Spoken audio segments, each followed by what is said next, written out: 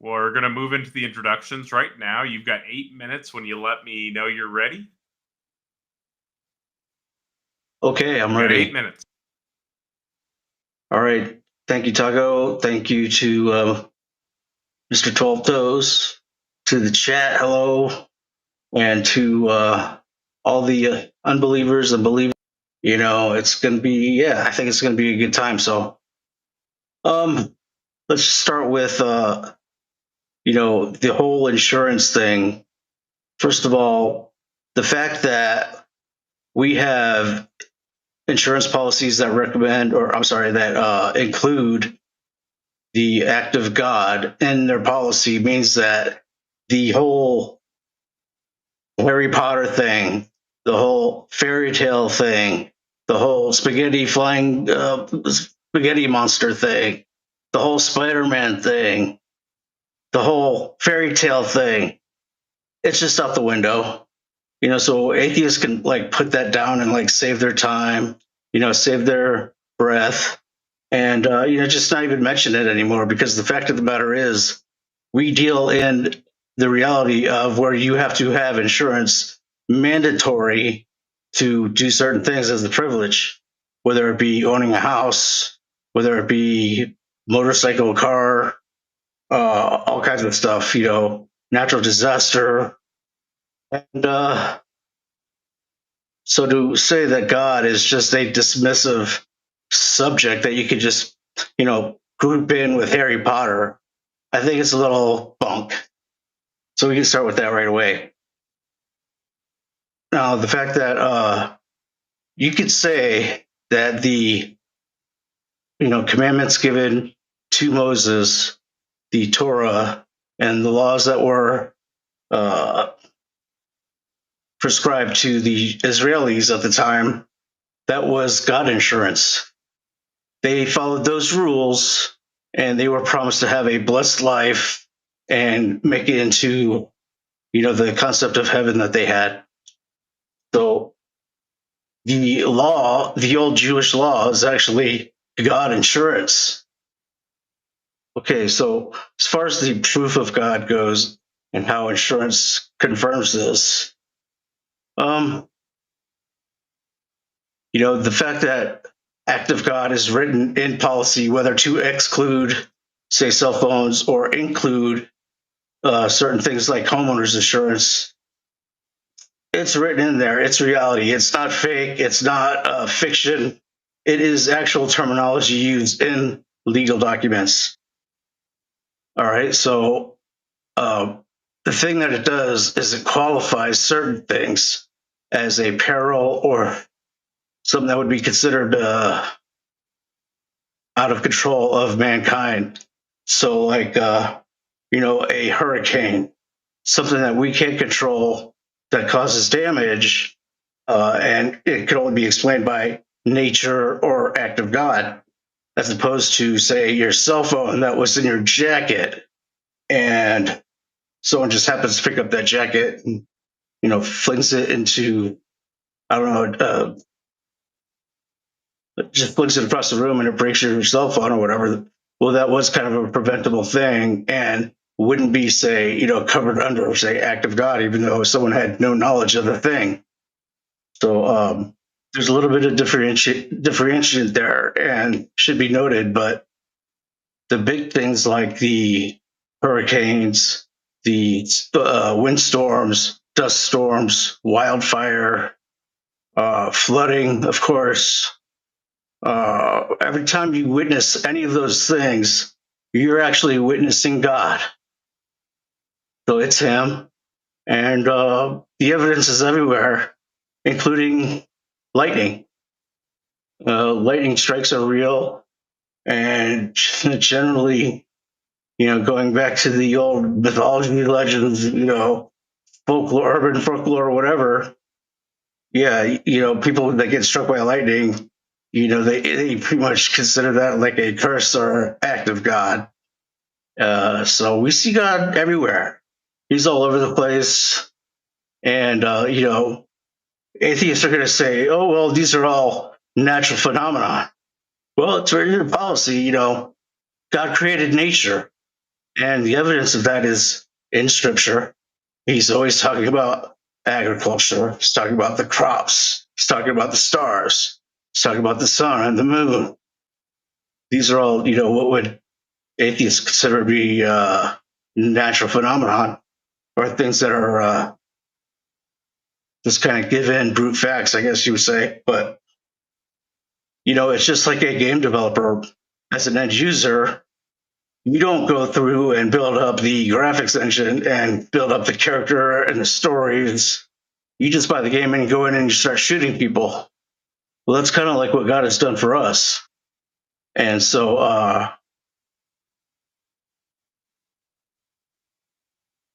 when atheists try to equate act of God to just reduce it to like, oh, well, that's nature. Well, God is nature. God created nature. And so that argument is going to be bunk as well. And enjoy the rest of the show. Thanks. Thank you so much for the beautiful opening, DeFreak. That's greatly appreciated. And Donnie, let me know when you're ready, and I'll start your 8 minutes. I'm ready. You've got 8 minutes.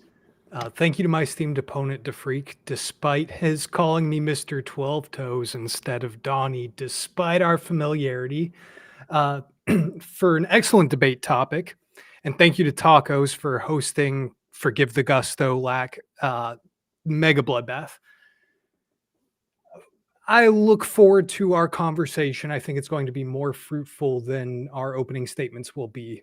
First, an act of God in this context is a legal term used to exclude responsibility for certain impossibly predictable natural occurrences. For my opponent to use these clauses as evidence of God, he must directly tie these natural processes to an intentional act of God through either a significant detailed string of causal reasons that stretches to the beginning of time, or by saying that God specifically made this decision and why.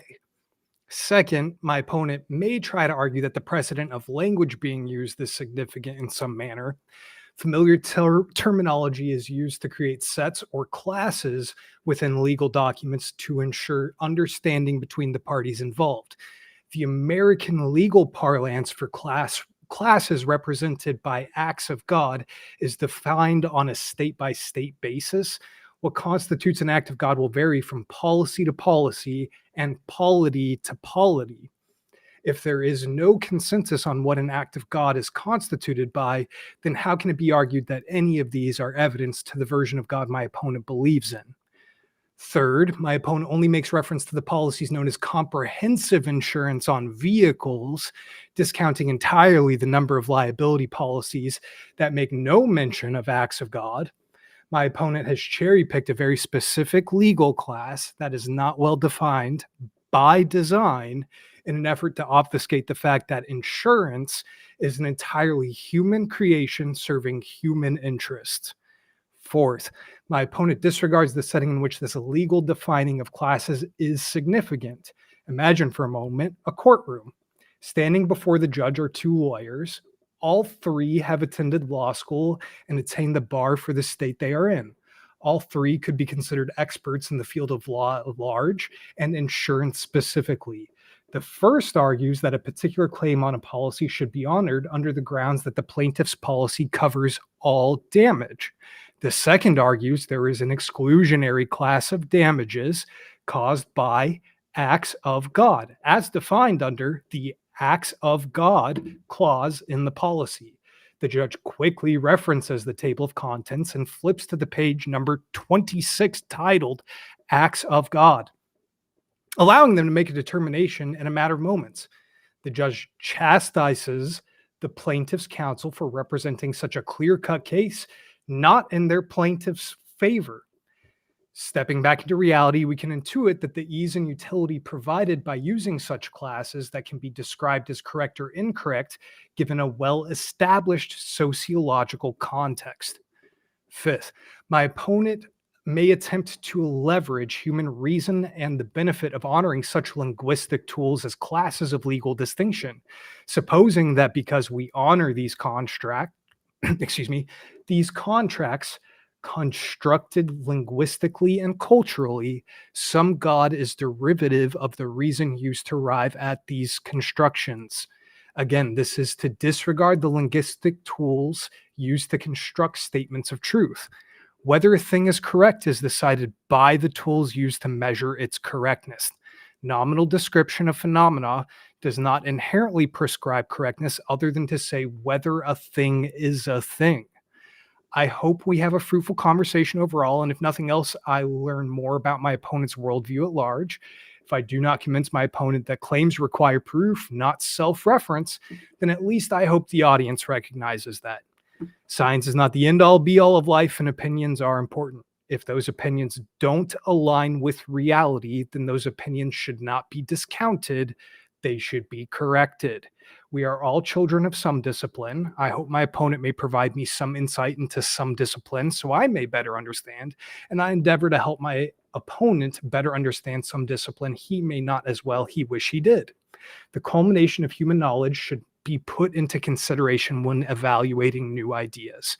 As someone not an expert in all human ideas, I simply endeavor to challenge the linguistic nuance my opponent attempts to misuse as proof of anything other than that humans create an agreement that need be honored in specific circumstances.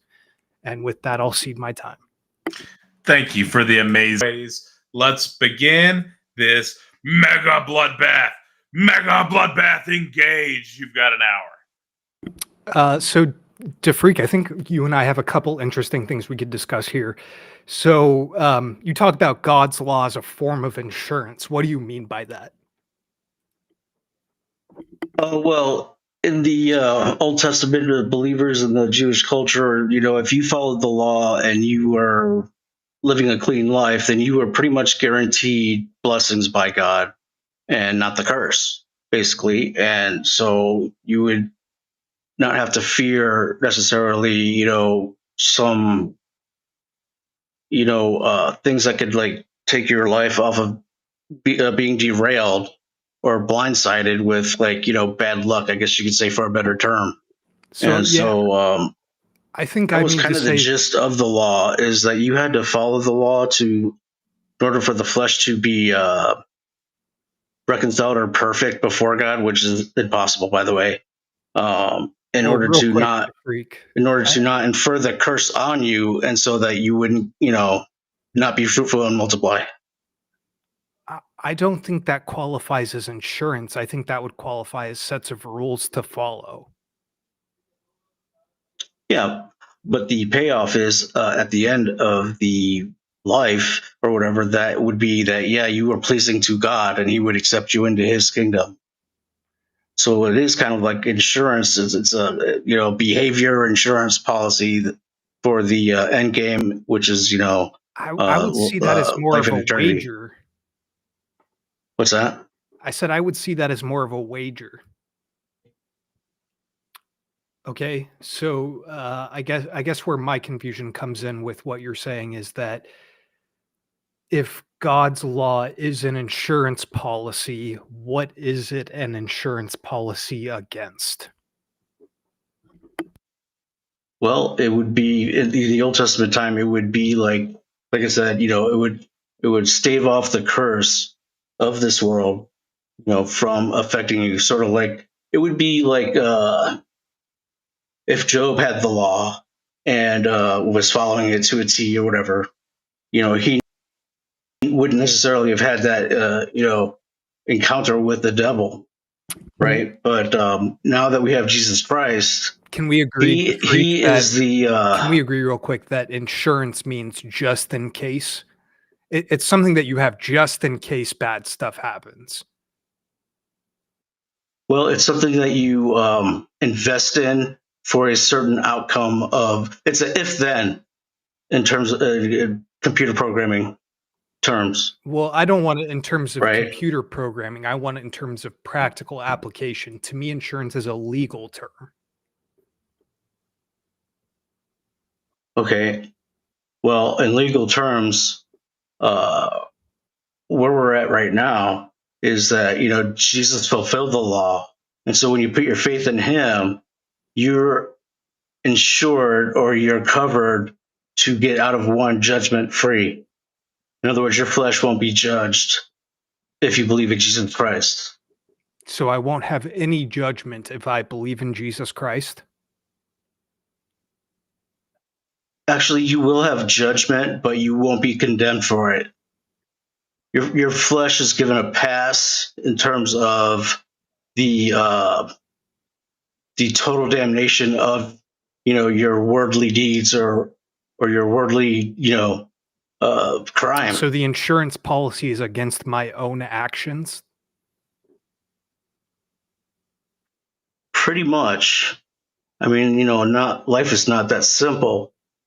Circumstances happen to everybody, but yeah, I mean, the things that are considered sin, which are things that would be like hurtful to other people, basically, you will be forgiven those things.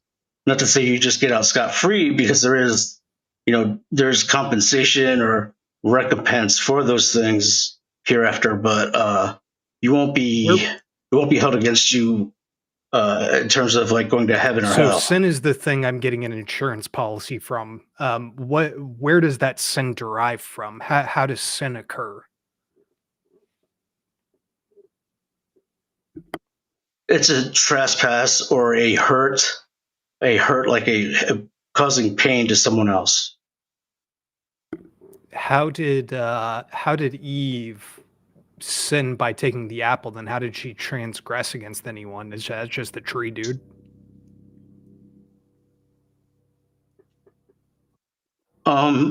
Where she sinned was when she deceived Adam.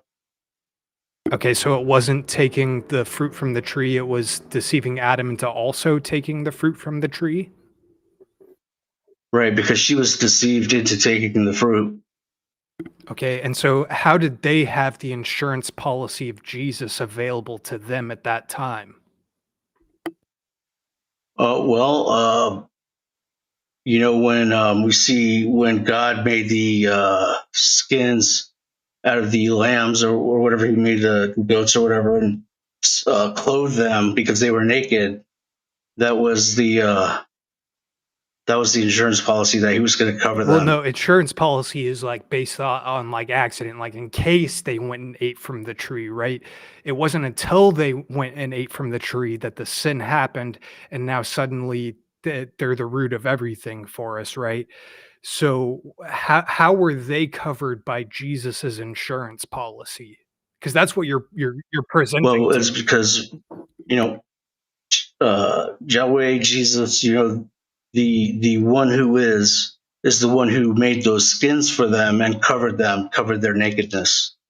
So you could say that was Jesus, but in What is linear time, yeah, what is in your chronological order, that's not the way it was. what But is it's what him. does their sin have to do with sheep when it's metaphorical apple that they're eating? You know what I mean? Like that how does them getting covered with God's sheep skin matter in this regard? You're talking about Jesus. Well, No, hold because on, DeFreak. Let me explain. Let me each draw it out for you. yeah. That you're saying Jesus is the insurance policy. And so the sin available to Adam and Eve to be insured by is them eating from the fruit of knowledge. Where is Jesus available to them as an insurance policy at that point in time? How is that fair from God? Well, in linear time, wise, that wasn't, the case because Jesus hasn't been born yet. And he wasn't, as the Jesus that we know and that we refer wasn't the one in the garden with them, right? Would So you wager that the insurance offered by God isn't fair? Is that reasonable to intuit from what you're saying? not fair how? Well, it wasn't fair to Adam and Eve, at least. Well, sure, because the devil deceived So Eve how could I be sure and it's fair to me?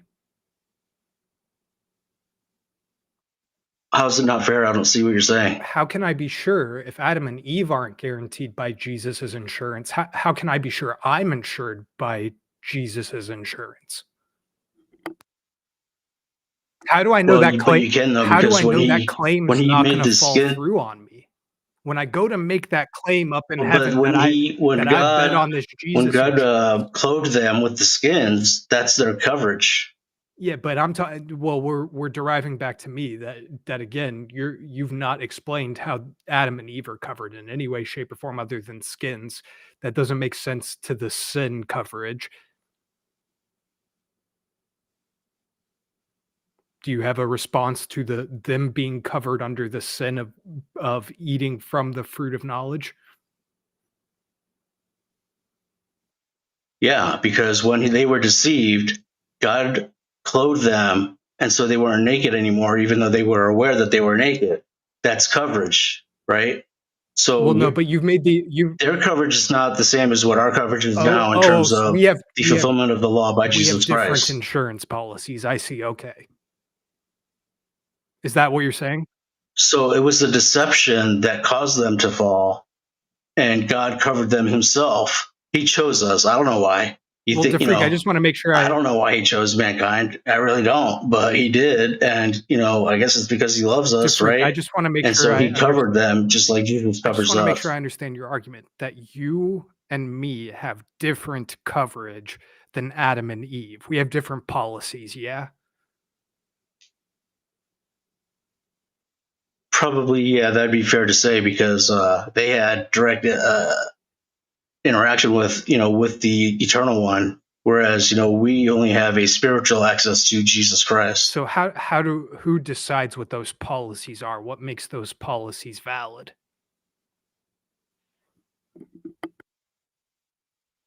God and Jesus and the Holy Spirit. Yeah, but I have the policy with them. How do I know they're going to honor that policy?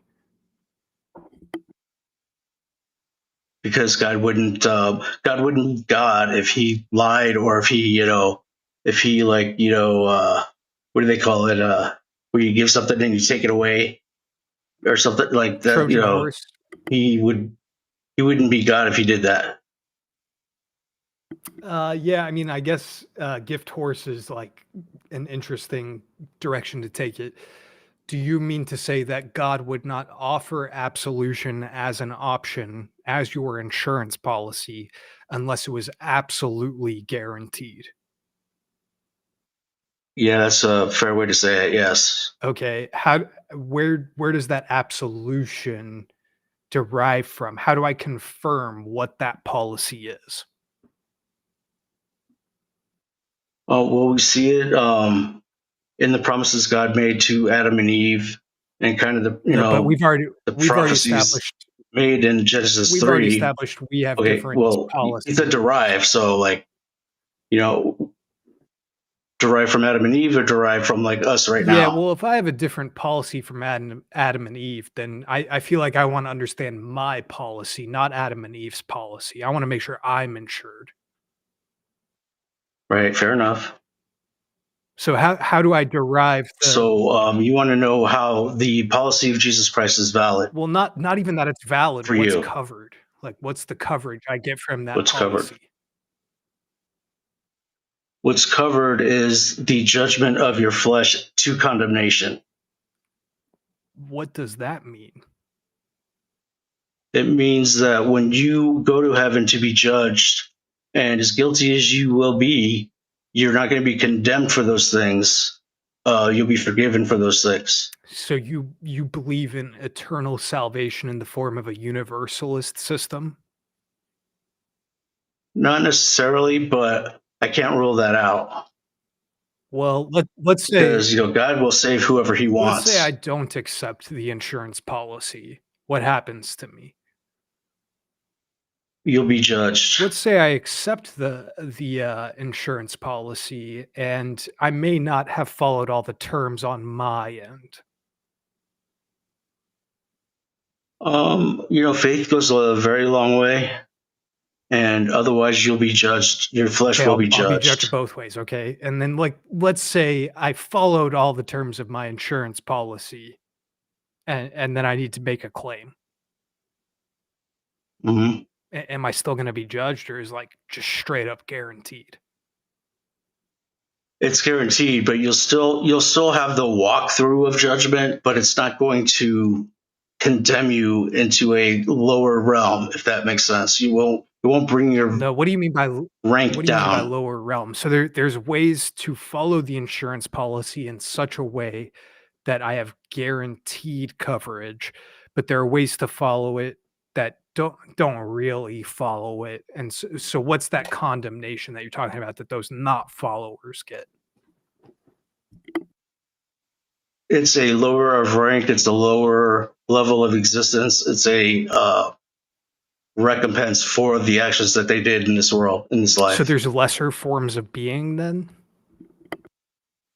Well, there's yeah, actually. So like for us as Christians, we know that this is the lowest level of existence that we're ever going to have to experience. So condemnation's not lower than this? For non-Christians, Well, yeah, it is. well, if Christianity is the insurance policy and there are Christians who follow it entirely and they're just covered, like I'll dismiss them. They're covered, good to go. Then there are the Christians who like there's all of these acts of God policies, so to say, within their schema that they don't adhere to, and then they try to make a claim against the policy. Are they covered, or is the judge going to tell them fuck off? That's a good question. It's not it's Christianity that's the insurer, or the term you used, I forgot, but it's Jesus Christ himself. Okay, so you could be Well, a Christian, you can call yourself a Christian, and you can know all the church, churchanese, but if you really don't know the Lord, uh, but how do in a I way know like what we're my talking, policy is in this instance, DeFreak? That's my whole point. How do I know my policy is my policy? How do I adhere to the rules prescribed to me? well, you have to put your faith in Jesus Christ. That's the bottom line. I mean, you have to, first of all, you have to repent to God for denying Jesus Christ and for whatever other terrible things that you've done, because we've all done bad things. So And you faith is have a to, well, so to use I'm the sorry, go because ahead. this is all an analogy for me to freak. So Yeah. to use the analogy here, your faith proposition, how would that play into my policy? Is that like the acts of God portion that if there's an act of God outside, what is the act of God that's outside of the policy? How do I know, man? So what is Just backing like the Jesus had policy? Judas, Yeah, well, right? what is backing the policy to make sure I'm getting to heaven as you're describing it? It's the salesman. It's always been about him. Well, so we've already agreed that the salesman doesn't matter as to the validity of the policy.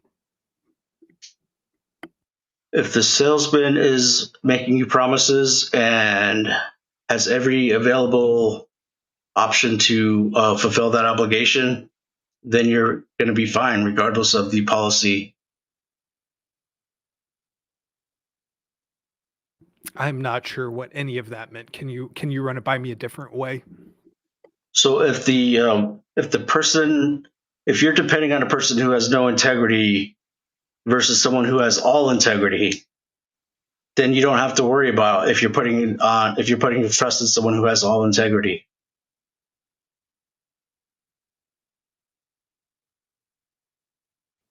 You've now removed us from the insurance realm. So can we get back to how insurance proves God? Sure. So Jesus fulfilled the law. He was resurrected on the third day, just like he said, and God raised him to himself to be forever at the right hand of the Father. And so, whatever Jesus says about you to God is just accepted, and that's your insurance policy.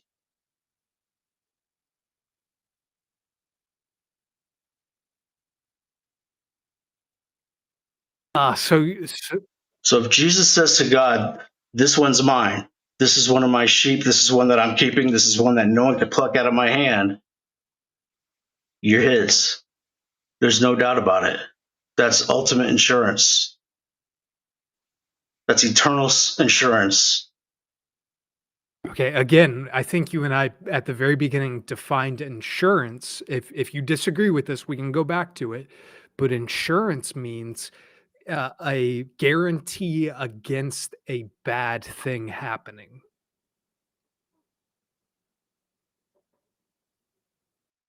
Okay, yeah, it's a hedge. It's a hedge. It's a A hedge is a great word for if it. then. You did mention something in your rebuttal that I wanted to uh, go over again. You said the sociological terms of the linguistics of the legal term of, I can't remember if it was insurance or something else, but Act of basically God specifically you're is you're equating that. Hold on. You're equating that kind of semantic is just as valid as me saying that. However, I worded that is valid enough to negate fairy tales, Harry Potter, Spider Man, all the all the kind of junk that people like atheists will try to like just throw out there to, I don't know, be silly, I guess, or to dismiss God, which is do you want me to I mean, reread that? it's just Do you denial. want me to reread that part of it? Because I think the Harry Potter Spider-Man thing is kind of off topic, but is semi-relevant to the linguistic tools available to us as humans. Do is Okay. Sure. So what I said was is my opponent may attempt to leverage human reason and the benefit of honoring such linguistic tools as classes of legal distinction. Is that what you're referencing? Somewhere in there, yes, somewhere in there. But I also qualified before that. I qualified that there's a difference between an act of God in terms of a cell phone versus something like a natural disaster that is out of human control, and say a flood of a house. So I there's a distinction there, and I mentioned that. So I wasn't trying to play no, semantic no, class games or whatever. I was trying to show that, yeah, there's a distinct kind of DeFreak, I uh, agree 100% that there's a all distinction right. between those two things. We're in agreement. I don't think you don't think there's a distinction between those two things, if that's what you're driving at. I think you understand people's actions are different than the actions of natural consequence. Is that a fair assessment? Something out of our control. Yes. Okay. I'm unwilling to then attribute that thing outside of our control to God above and beyond what linguistic tools give us the availability to do. Does that make sense? No. Okay. So the linguistic tool that is being used as an act of God is saying something outside of human control. That's it. That's all it's saying. It's saying a thing is a thing. Act of God is a thing outside of human control. Whether that thing has intentionality prescribed by another thing is independent. A deer jumping into your car is an act of God, but the deer did the jumping into your car. Does that make sense? Right. Yeah. Something out of our control, or something that is too out of the realm of our to manipulate the event to be covered under policy. Those are exclusionary types of act of God policies. There's other that Exactly. are inclusive, that are major earthquakes, major flooding. Those are the things that we have no say in whatsoever. Exactly. There's a difference in policies of coverage. So the policy of coverage available to me as a human from God, is that inclusionary or is that exclusionary to get into heaven? I think that's kind of the core of our discussion here, right? So, what I'm driving at for you is there is a difference in the policies available to us based as you are describing them. Okay, yeah, I agree with that. So, And based the on that, legal would say it's out of our control to a peril, like to a damage causing peril or a something, out of well, our control. even those illegal distinctions are subjective.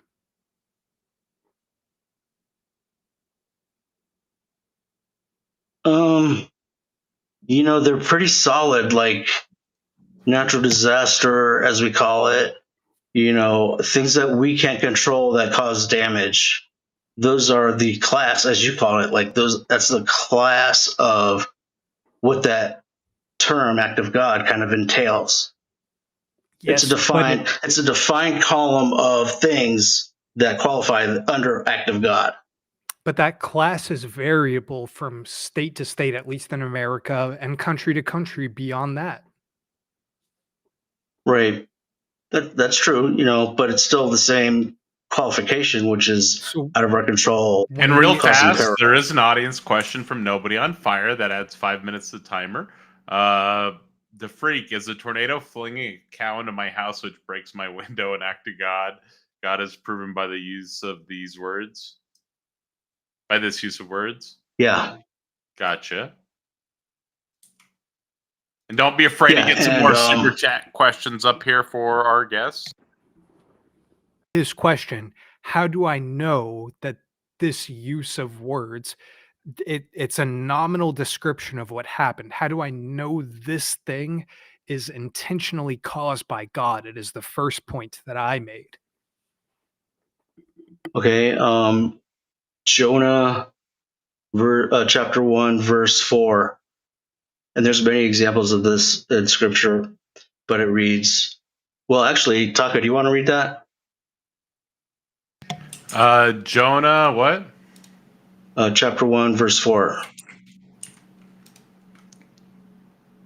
Jonah, chapter 4, verse 1?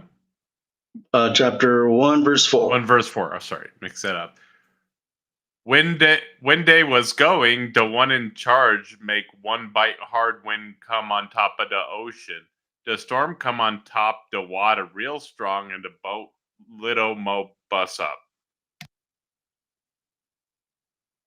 So that's an intentional act of God. Yes. How do I know the cow flying through the window is an intentional act of God?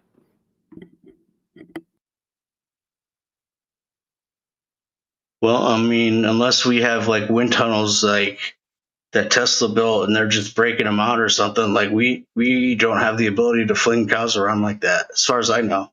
Well, so to the first point that I made, I want to kind of reiterate it for you that you either have two options to prove that this cow going through the window is an act of God. You can either say causally, all the way through the beginning of time, because God caused all of it, it's God's fault that this cow went through the window, right? And then at that point, you're saying everything is God's fault, and so everything is an act of God, and so that's self-defeating. So you don't want to use that horn, right? You wouldn't be wrong though, but yeah, go ahead.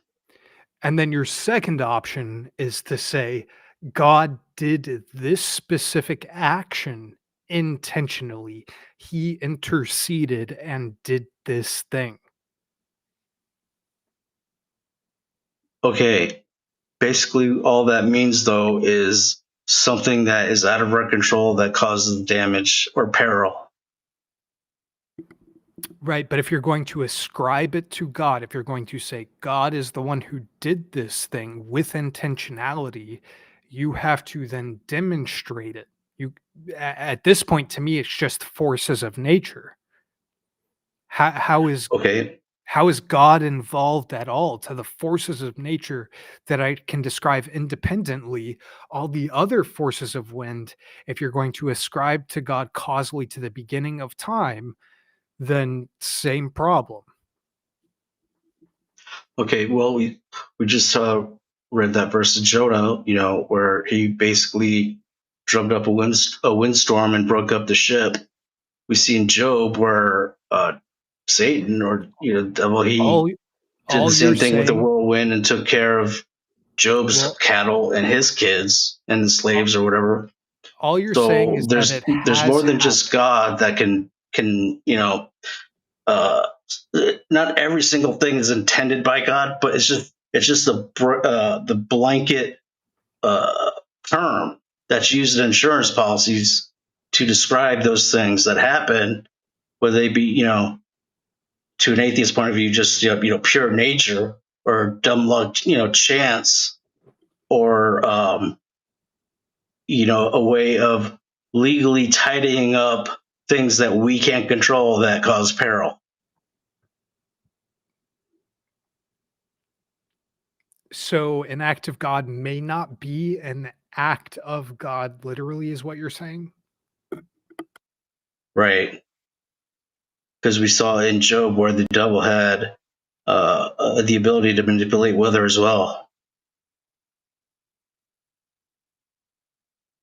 So if in the literal context, sometimes acts of God are acts of God, and other times acts of God are not acts of God.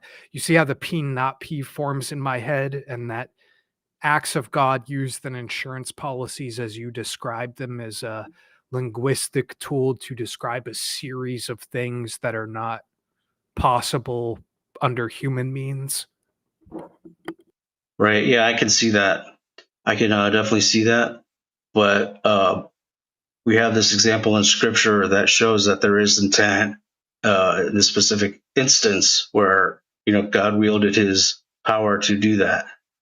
How do I know the scripture is a positive affirmation of the insurance policy? How do I know that is an enactment thereof?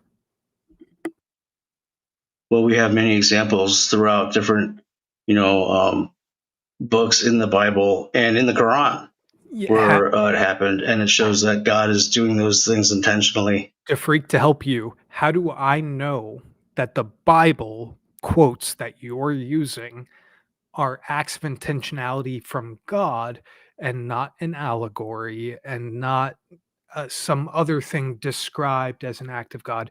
You've already admitted that linguistic tools available to us shift what is available to us, right? All right, so lawyers are very good wordsmithing and good at commanding semantics. Would you agree? Yeah, and that's what an insurance policy is semantics. It's Okay, so if you defining the have, semantics available to both of us. okay, so if you know that that's the case, do you think that all those lawyers and all those people and executives and workers in the insurance industry, that $1 trillion industry, are not as smart as you? I'm not sure what you mean by that question. Are you asking, are there smarter people than me in the insurance industry? Absolutely. Right. 100% there are people in that industry smarter than me. Then that's your assurance that the insurance is insured. Because Oh, why else would they write that into the policy? okay.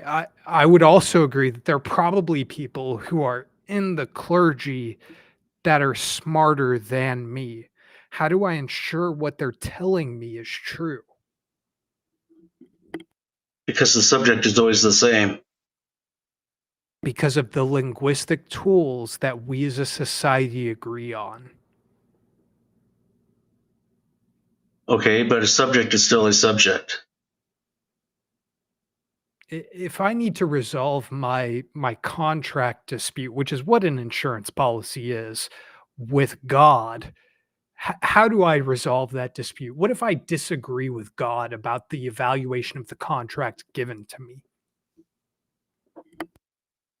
I have to think about that for a minute. First of all, you'd have to have a relationship with him in order to dispute anything like that. So you would already have to know Jesus Christ. Then you can make your grievance, and then he would correct you however that would you need to be. But I can say that, prayer does change the heart of the Lord. So sometimes he'll see it your way. What do you mean by see Jesus? Meaning that you have repented and you've accepted the authority of Jesus Christ. Okay. Authority meaning that he is in charge of things? Correct. So Okay. when we go into the kingdom of heaven hereafter, it's his kingdom.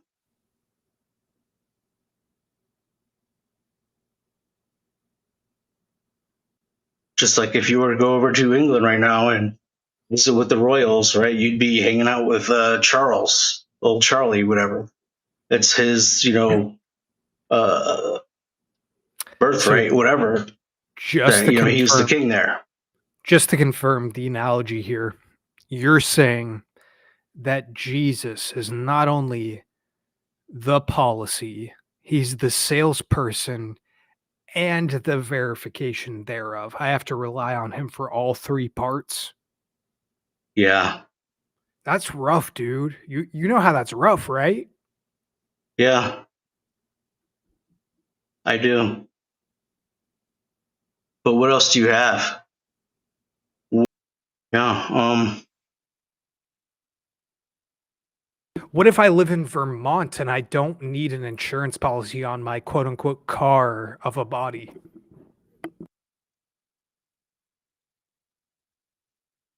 well, the thing is, there's one thing that's inevitable in this life that as we know it, and that's the end, right? They say death and taxes is the one thing that we're guaranteed in this whatever. Probably a stupid boomer saying, right? But it's true. Like we're all gonna have to face death, and as the years go by, and that face in the mirror starts looking older and older, and we're still feeling like we're younger and younger, there's going to be a click or a realization that, what the hell's going to happen to me? DeFreak, you sound really concerned about what happens after. One simple question: do you care about what came before?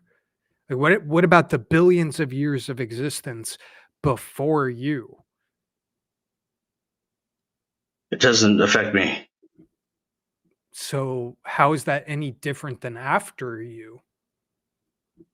Well, um, in theological terms, this is a place where life and death exist at the same time, good and evil exist at the same time, and where souls are actually created. So it matters after because there's no blank screen after we pass on. Well, so I guess to rephrase the question to tie it in with what we're talking about, how do I make sure that my insurance policy, what if there's a time before my current existence that I needed to care about this insurance and I wasn't following the terms of, but I'm not aware of them. But what And about he all already the did people? it. But what about all the people beforehand? So like he had like a postscriptive insurance policy for all the people beforehand. Oh, Again, well, they were under the you law and you they will be no no judged by the we law. but we've already described that we have a different law than Adam and Eve. So all the before has a different like insurance policy. And so how do I know this insurance policy prescribed to me by this Jesus character who in this instance is both the salesman and the insurance policy and the guarantee thereof? We would agree in logical terms, as some people might use it. Uh, that doesn't follow, right? I should not trust that character. Well, how many people, you know, excuse me, how many people, you chat, whoever's listening, have the same insurance company doing their car, their house, their whatever, their But homeowner's this is insurance, their apartment rental, whatever you can think of, they're both all under the same umbrella of one company. It's the same thing. No, this is a whole different analogy. It's totally orthogonal. So what you're saying though is that you would feel more comfortable if you had to wear yourself thin, pleasing 3 different companies for different coverage because maybe they gave $100,000 more at a payout versus going to a one-stop shop, saving No, time no. and having the assurance and also building a stronger relationship with the one guy that's there. To use this analogy, I would not trust this insurer because I had no guarantees other than their own word. Then they were someone who would guarantee me. I would go with someone more reputable that had a backing behind them. Okay, so according to the scripture and Jesus No, himself, if he but says, "Trust Jesus, me," I'll but pull you through, and it the fails. freak, this is the analogy I'm trying to use for you. That this is you saying he is both the salesman, the guarantee, the policy itself, and the person who guarantees that this is going to happen. That's a problem for me. I can't trust that. It's self-referential to the highest degree. Well, but the thing is, Jesus didn't resurrect himself. God did that.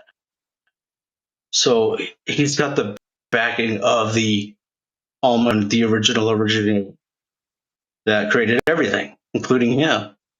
So if Jesus can't fulfill the policy, then you have every right to stand before God and say, "Hey, it's his fault.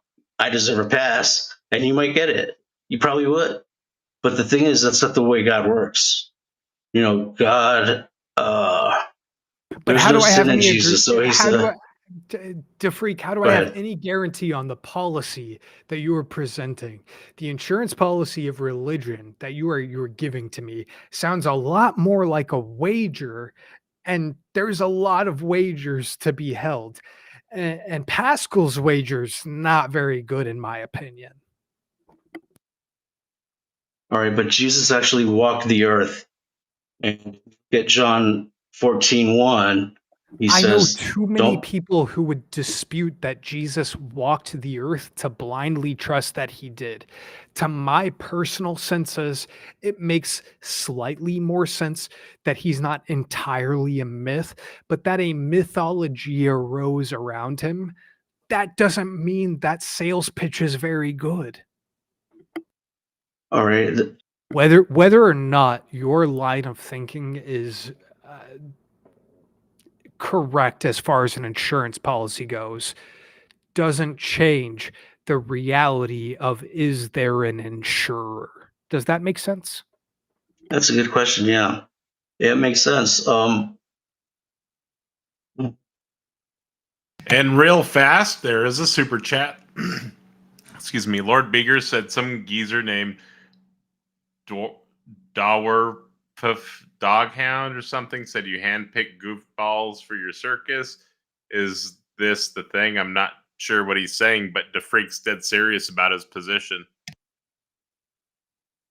I didn't understand what that even I, was. That a I think sentence? that was an attack at you or something. Maybe he should. Just I don't ignore know. it. Maybe Just he tried ignore to it. compress that.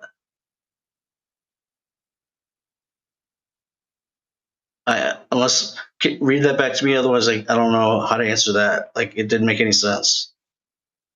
It didn't. I think it was just an attack at you. I Don't think it was just calling you a goofball. That's why I was saying just ignore it. Yeah, All don't think right. about that one too hard. I don't understand it either, and I like to think I'm kind of I do intelligent. appreciate the super chat and the support, though.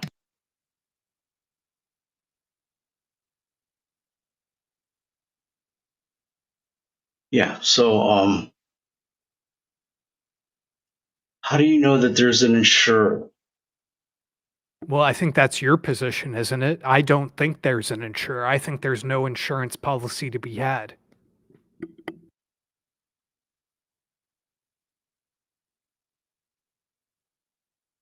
Well, the thing is, all those lawyers in the trillion-dollar insurance industry would testify against you because it's part of their reality of the policies in writing that held up in court testifying against I'm you.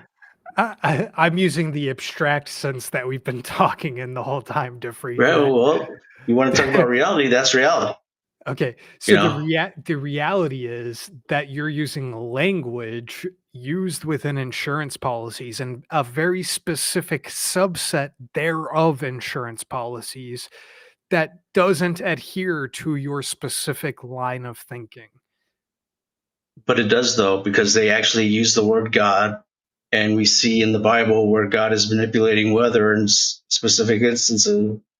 And so, why did those Okay, stupid so lawyers that have to dole out trillions of dollars when they want to keep trillions of dollars I have use three that questions. particular language to Just basically slap reality in your face? just off of what you've said so far, I have three questions. The first one, how do I know God made the rain in the Bible as described? Two, how do I know that the Bible is accurately describing anything that happened? And then three, finally, how do I know that the insurance people have described their policies based off of this Bible?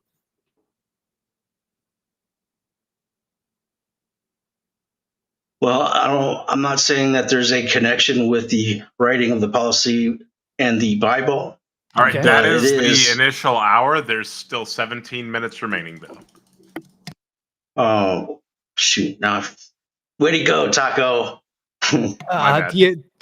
The Bible doesn't pertain to Yeah, the I don't place, think yeah. they didn't write insurance policy based off of scripture. We can eliminate that didn't happen. Okay, so we can agree No. that's a linguistic tool to define things.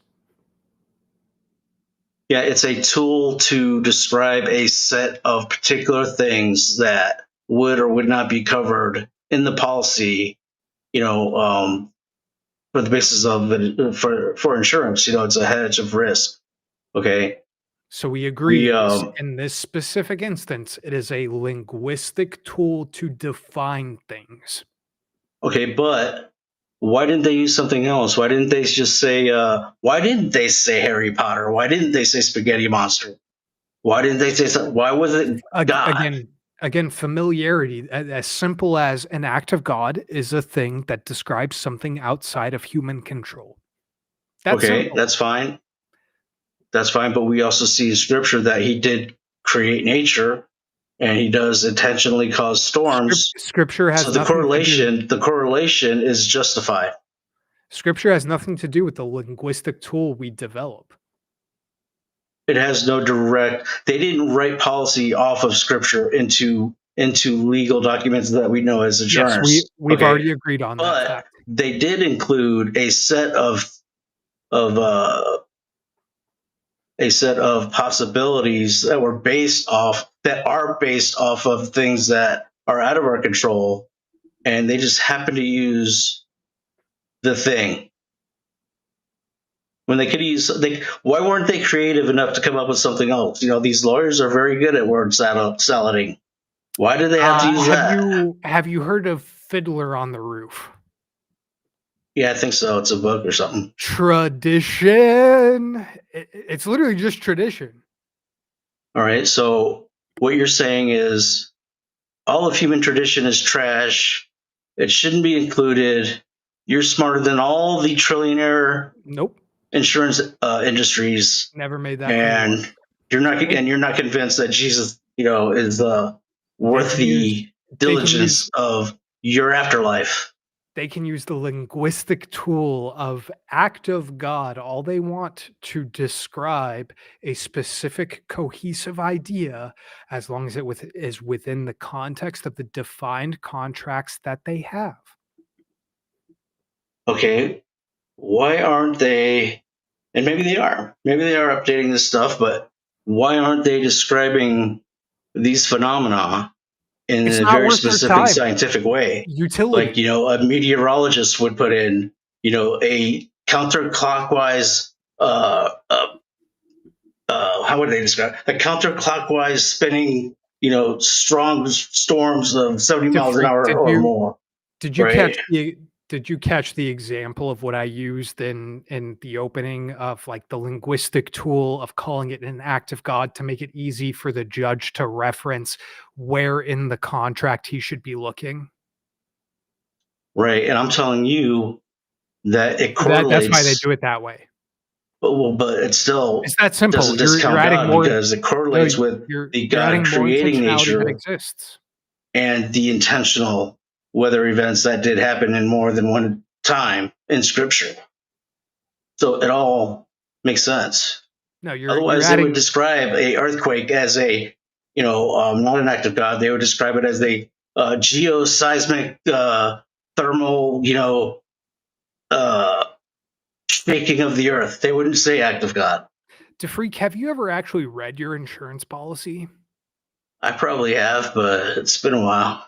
You say probably. I think it might I'm benefit you to do that because in it, there will be a point in the table of contents at the very beginning where it says, this is the clause about acts of God and what those are. And that acts of God is a linguistic tool to describe these specific events. And so if we go to court, this is the acts of God we're discussing. right.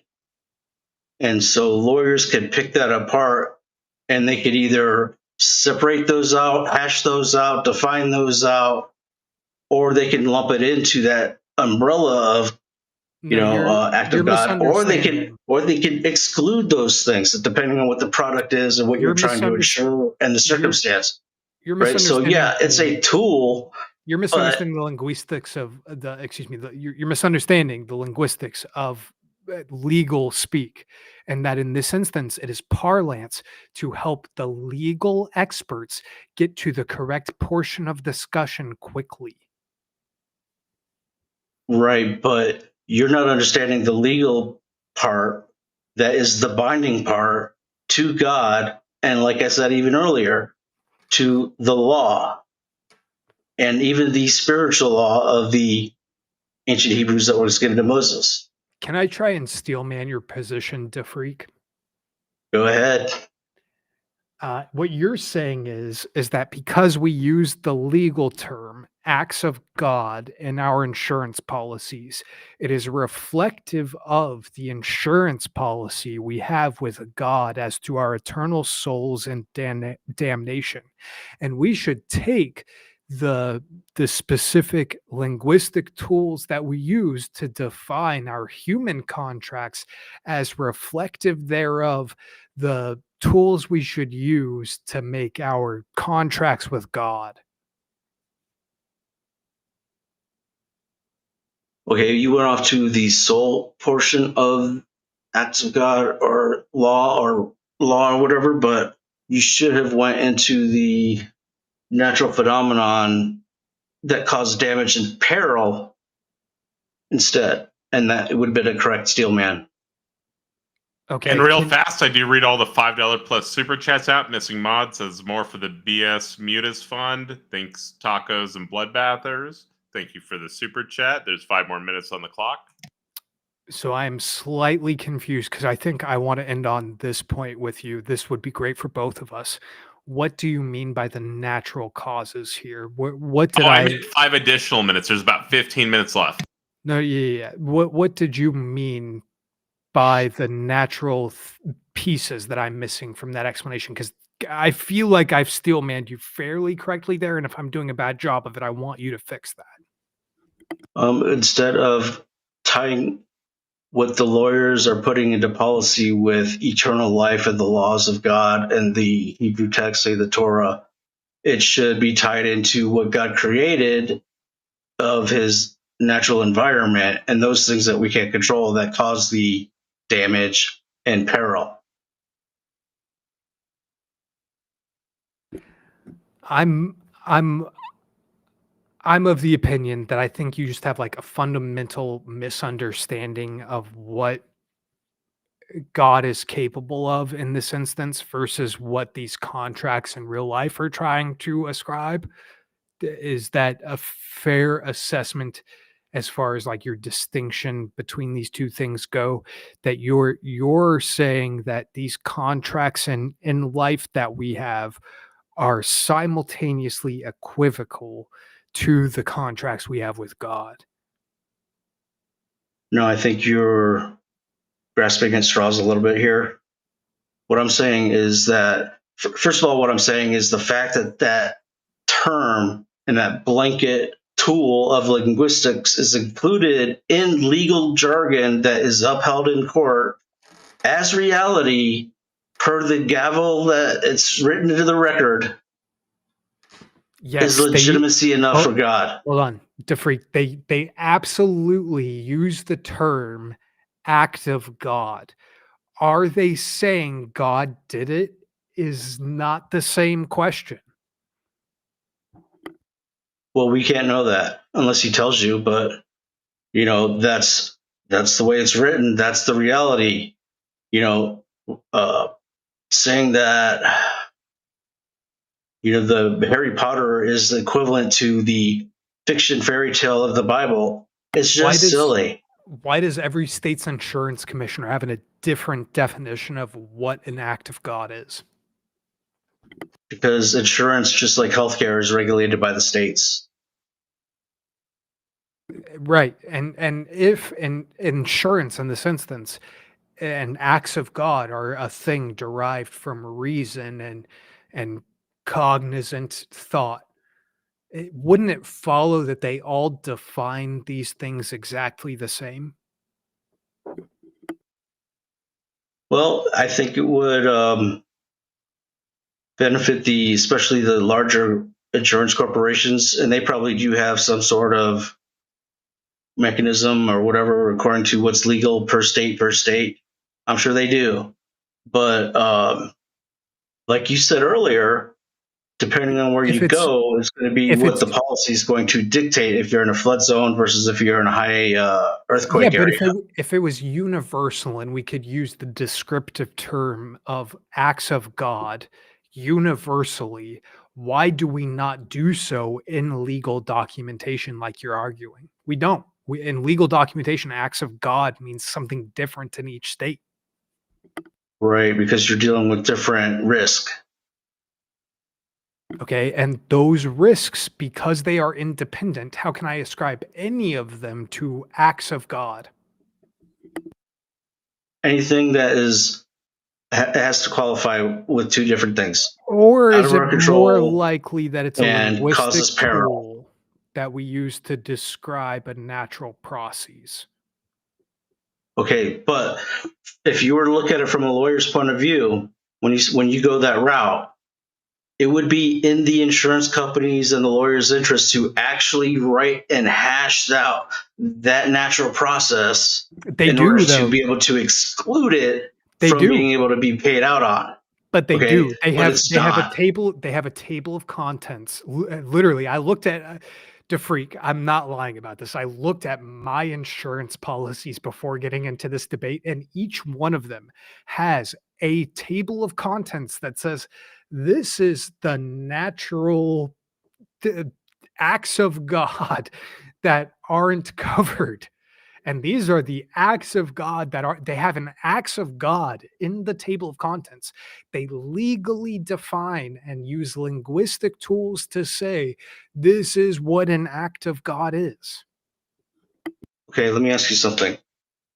If I'm an atheist and I'm denying God in all measurable ways possible, just erasing him from my thought and any possibility of any chance of hell, and acts of God is referenced in the reality of the insurance payment that you're making every month,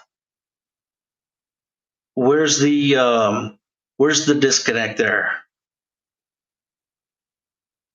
The disconnect exists in that insurance payments are a human construct that we use to create a sense of security that exists within the actual world.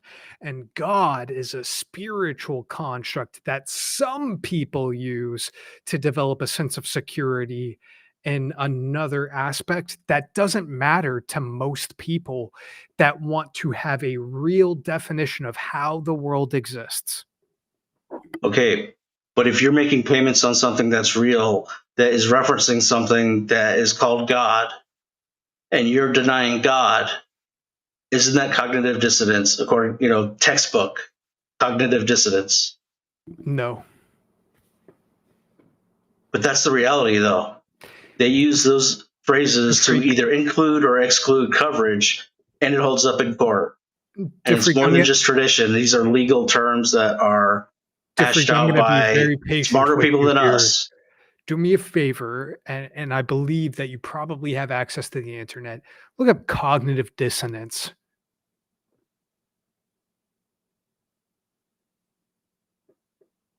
Why? Because Is that not the textbook? That's you accused me the of it. denial You of reality, a willful denial of reality. you accused me of it, so I'd like you to look up the definition to make sure I'm following that I definition. didn't accuse you of it.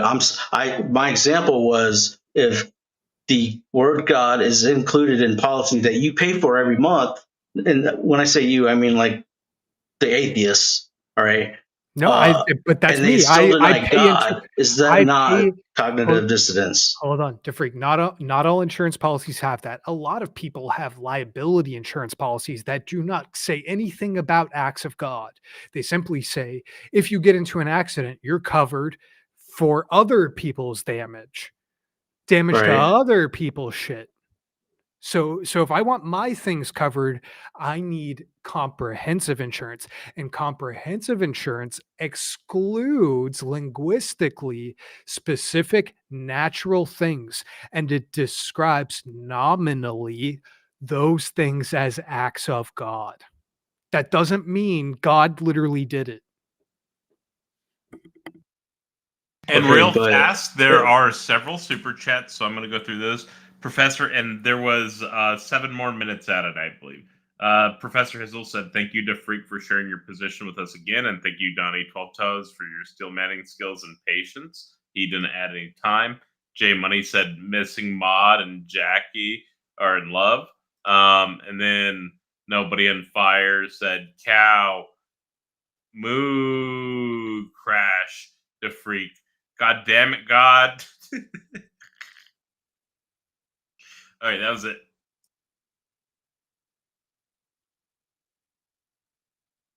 yeah, DeFreak.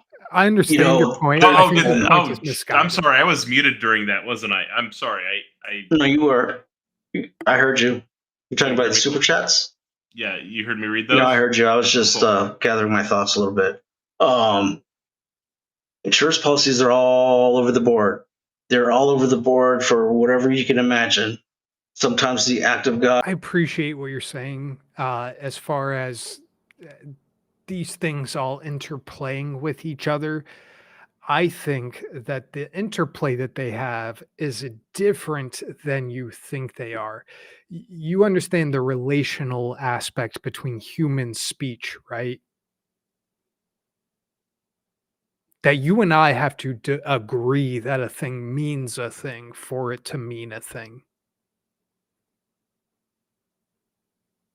Yeah, so I don't think there's anything that you said that I haven't been able to, you know, comprehend. I don't know if That you feel the that's same, but No, that's not what I'm driving at. What I'm driving at is as far as acts of God goes, for you and I to agree what that term means, we have to agree what that term means, right? That's not crazy outlandish speak to say that. no, but I mean, I think, just a quick Google will show you that it has two qualifiers: out of our control, causes peril. Okay. So would someone else crashing into me constitute an act of God? No, because they were in control or out of control, and God had nothing to do with it, in theory.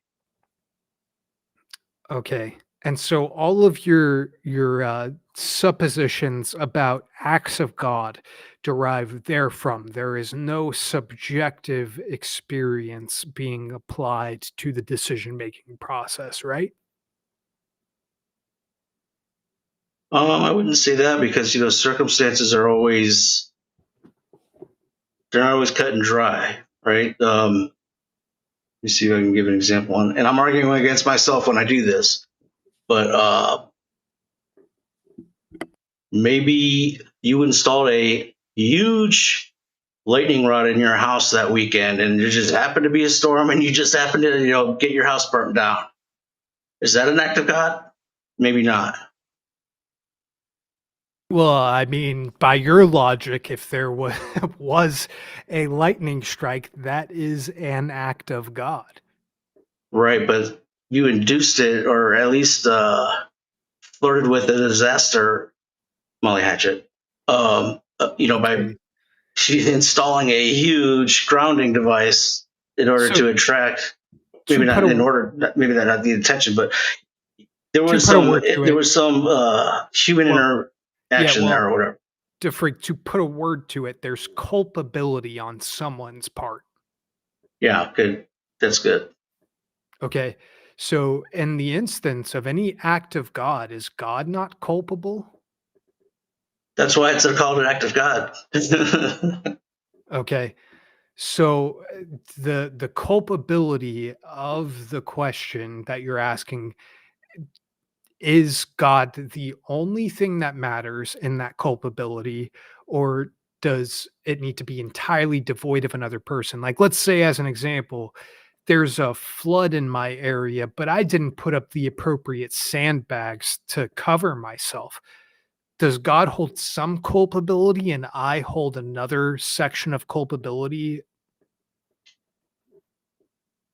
In that specific case, I would say it would depend on if you were required to install sandbags or not. If you are not, then no. Okay, and again, let's apply this to the insurance pitch of God's justice to heaven. How do I know whether or not I was supposed to install sandbags or not? It would have been written in the policy. Okay, where do I derive that policy from? Do I get that from the salesman or the sales pitch? Because as you've described them, they're the same thing. It's Jesus. Yeah, so yeah. And so another word for that, DeFreak, would be begging the question. Well, but how can you beg the question when you're talking about the same person? Like the sales pitch comes from the salesman. No, well, yeah, that's accurate. But the policy itself is not the same as the sales pitch. So my point again is simply that you're saying Jesus and the insurance policy of getting into heaven is both the salesman, the sales pitch, the policy, and the person insuring thereof. There's a lot of variables for me not being sure that exists there. It's Can the you tell one me where what it Jesus doesn't says mean? that all that God has given me are not plucked out of my hand. Okay, so if you're His, you're His. That's the best way I can just explain it. And how do you be His? You have to repent, and you have to accept the authority God's given Him for your life. I hate to say it, DeFreak. I tried to give you the benefit of the doubt here. I think you have very thoroughly failed to prove how either insurance as a concept proves God or that God's insurance is worth purchasing.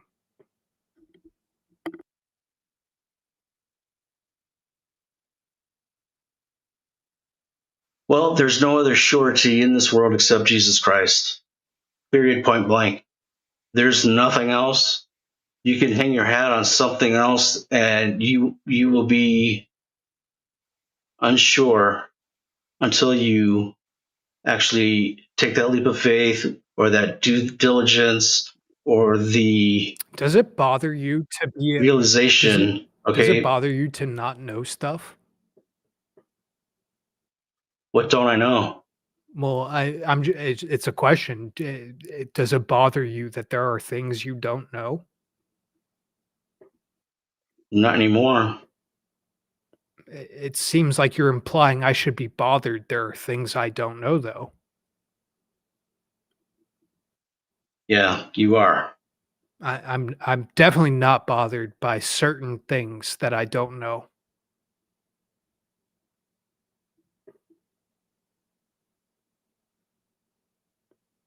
So if you're saying the thing I don't know that is bothering me is Jesus, I feel like I kind of understand the Jesus character, and it doesn't really bother me to not be one with him. No, but what bothers you is that your ideology can shift every 2 weeks depending on what the news says. That's the problem. So yeah, it bothers you. No, what bothers me is people who are unwilling to move their opinion based off of new information.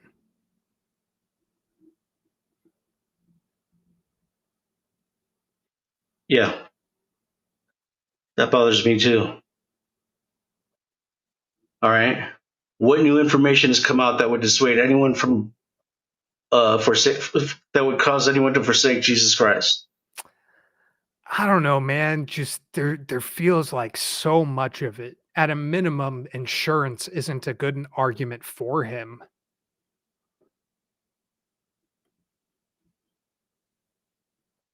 Why not? Because he's the only surety that we have that's touched the earth that guarantees you eternal life. Nothing else Yeah, does but that. Nothing else can he's do that. just a salesman, dude. He's saying, I got the policy, trust me.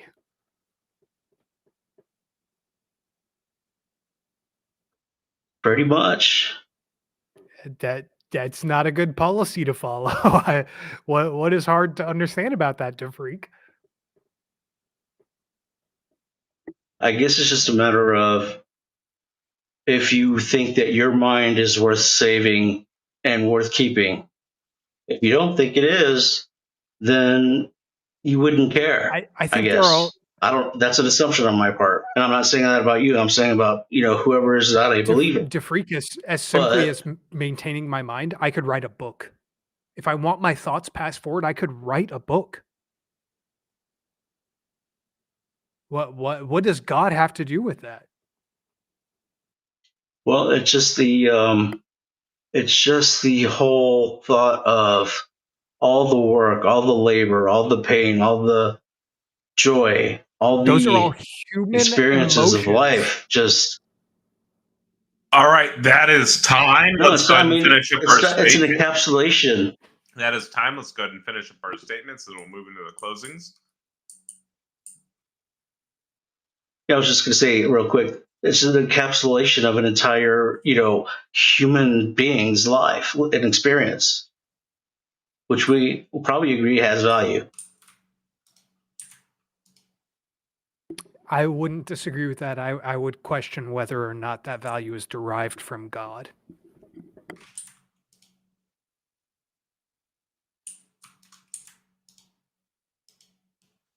So, what are we doing, Taco? We're moving into the closings. I was just letting y'all finish up there. So DeFreak. So in the audience, for the audience, I'm going to go ahead and put up a. Also, make sure you guys slam that like button. Our guests were amazing here tonight. I'm putting up a poll for the master debater.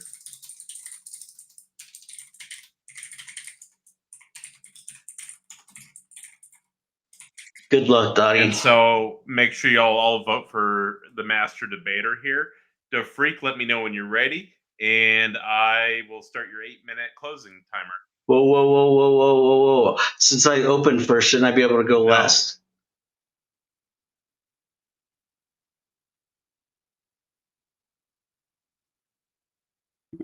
I'm willing to alternate with him if that's what he would like to insist on. All right. I appreciate that. Let me know when you're ready, and I'm starting the timer. I'm ready. Go. So thank you very much to DeFreak for this debate. We may not have agreed at the end of the day, but I think we touched on a couple of things that he may be able to learn from. I'm going to take what we have talked about and do some self-evaluation as well. I thank Taco and the audience for listening, and that's all I've got. Thank you for the wonderful closing statement. And then DeFreak, go ahead and provide your closing statement. Let me know when you're ready, and you'll have 8 minutes. Yeah, this is a very good time. I enjoyed it. I always love talking about God. It's my wheelhouse. What else is there, right? Appreciate Donnie. I appreciate his mind, his intellect, his ability to, he's got a higher reasoning that is right up there. So I appreciate that. I really do. There's no other surety in this world given to us by God except Jesus. And there's no other way to know where you're going happens to you once you pass on from this place, which is inevitable. There's no escaping that. And that alone is proof of God. He says that we're all going to have to taste death, and that proves that he's God, right? If we have to face death, he's God, pretty much. So we can't glorify ourselves. We can't judge him. No, death proves that he's God and we're not. So you might as well just get on board and, and just, accept him as your boss for all eternity. What do you want? 5 different middlemen telling you what to do, or just one? It's a no-brainer. It really is. So I don't want to get too preachy or whatever. I don't, I'd rather destroy worldviews, but yeah, State Farm is there. Jesus is there. Thanks. Thank you for the wonderful closings, both of y'all. I'm putting up the invite to the panel for the open panel. Open panel link. Join the open panel. So the open panel link is up. The message is pinned. So if you'd like to join the open panel, please do. And we've got